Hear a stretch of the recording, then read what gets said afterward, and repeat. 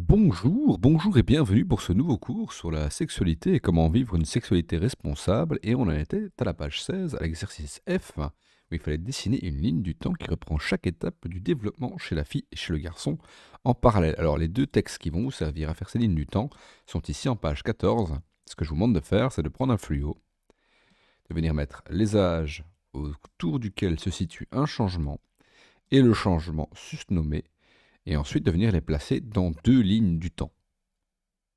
Prenez la légende, bien sûr, et l'échelle que vous désirez. Je vous conseille de le faire seul, car c'est une question qui a à l'interro et à l'examen, donc prenez votre temps, mettez la vidéo en pause, et quand vous avez terminé, vous pouvez revenir vers moi. Cacao chaud. J'imagine que vous avez terminé, donc voici les correctifs. On peut voir ici d'abord, chez la fille, que vers 10 ans et demi commence ici la puberté que le développement des seins. On a la poussée de croissance. À 11 ans, on a la pilosité pubienne, le développement des ovaires et les premières menstruations. À 13 ans, on a les poils aux aisselles et l'élargissement du bassin. Et à 14 ans, enfin, on a déjà la taille adulte. Alors, c'est des moyennes, bien sûr. Vous aurez un texte différent à l'interro, mais bon, c'est des âges moyens. Ça veut dire que ça peut très bien se passer plus tard ou plus tôt, en fonction de la personne. Voici pour le garçon. Alors, pour le garçon, à 11 ans et demi, donc plus tard, la puberté commence avec l'augmentation du volume des testicules. À 12 ans, on a la mue de la voix, l'augmentation de la masse musculaire, la capacité d'éjaculer, l'apparition de poils pubiens aux aisselles, l'augmentation du volume des testicules et du pénis, l'élargissement des mains et des pieds. Et oui, les mains et les pieds grandissent avant les bras, les jambes et le reste du corps. C'est pour ça que vers 12 ans, on ressemble plus à un hobbit qu'autre chose. Et enfin, vers 15 ans, on a la fin de la croissance. On continue bien sûr à prendre 1 ou 2 cm jusqu'à 26 ans, mais bon, c'est la grosse croissance, elle est terminée. Alors, au niveau de la synthèse, période de début de la puberté, chez les garçons, c'est 11 ans et demi, chez les filles, c'est 10 ans et demi. Période de la poussée de croissance, c'est 12 ans et demi chez les garçons et 10 ans et demi chez les filles. C'est pour ça que les filles sont en moyenne plus grandes que les garçons au départ. On l'a déjà vu. Premier signe de puberté, augmentation du volume des testicules et développement des seins chez les filles. Zone du corps où se développent les poils partout ou presque chez les garçons, malheureusement d'ailleurs.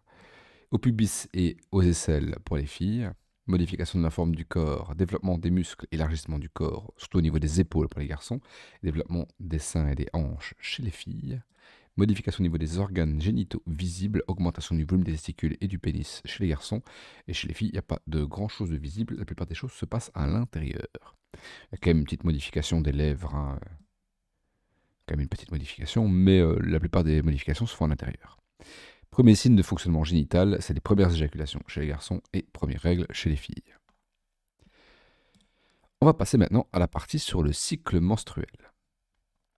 Alors, ce qu'il faut savoir, c'est que l'intérieur de l'utérus, qu'on va revoir vite fait ici, donc l'intérieur de l'utérus, est tapissé d'une petite couche que je vais mettre ici en rouge, que l'on appelle l'endomètre. Donc toute cette couche ici en rouge, c'est l'endomètre, c'est l'intérieur de l'utérus. Cet endomètre, il va accueillir le futur bébé. Et il est régénéré, il est refait chaque mois. Donc à un moment, il est néant, il n'est pas là du tout. Puis il va commencer à se redévelopper, et puis il va se redécrocher et il va s'écouler le long du vagin, ce qu'on appelle les règles, qui se passent à peu près une fois par mois, en moyenne. Alors, un cycle normal dure en moyenne 28 jours, ça peut très bien être 22-23 jours chez certaines filles, et les règles vont durer à peu près 5 jours si je ne m'abuse. Et le cycle commence le premier jour des règles. Voilà, les règles durent en moyenne 5 jours et demi. Bien sûr, pour avoir des règles qui durent 7 jours, comme pour avoir des règles qui durent 4 jours. C'est une moyenne. C'est pas pareil pour tout le monde.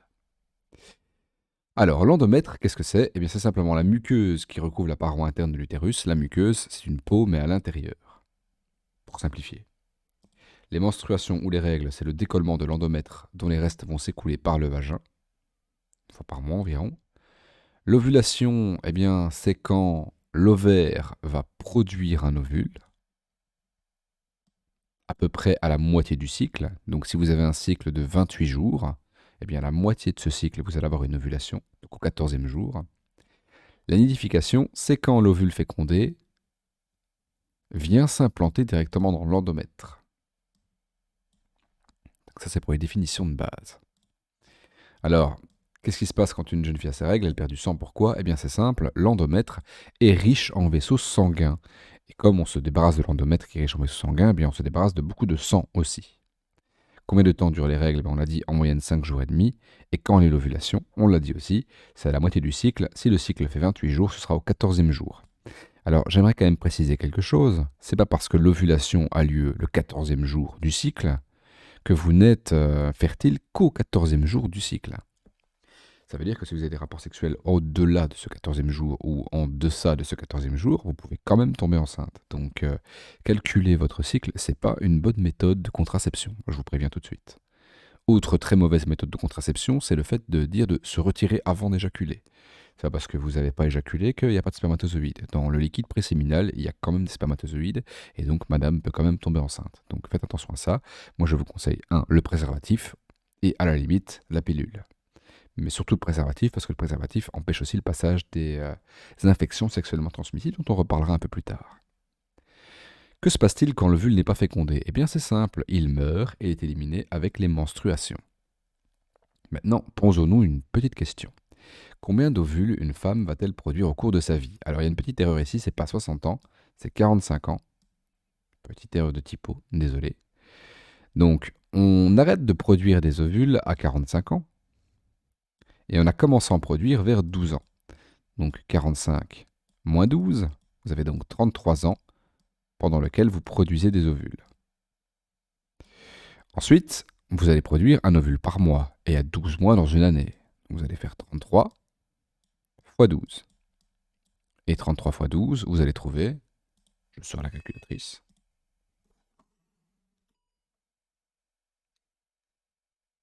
le babyphone qui n'a plus de batterie, désolé, excusez-moi. Je disais donc, je sors la calculatrice. Voilà. Hop. 33 fois 12. Ça fait donc 396 ovules. Donc vous allez produire 396 ovules en moyenne au cours de votre vie. Alors certainement un peu plus que ça, parce que ce qui se passe, c'est que parfois vous pouvez produire 2 ovules d'un coup, donc l'ovaire droit et l'ovaire gauche peuvent produire un ovule chacun, et à ce moment-là, vous allez avoir bien plus d'ovules qui vont être produits. Il y a aussi la période pendant laquelle vous êtes enceinte, où vous n'allez pas produire d'ovules, parce que tout simplement, votre cycle menstruel est un peu à l'arrêt pendant que vous êtes enceinte. Ça évite d'avoir des règles pendant qu'on est enceinte et de se débarrasser du bébé de façon, disons, non voulue.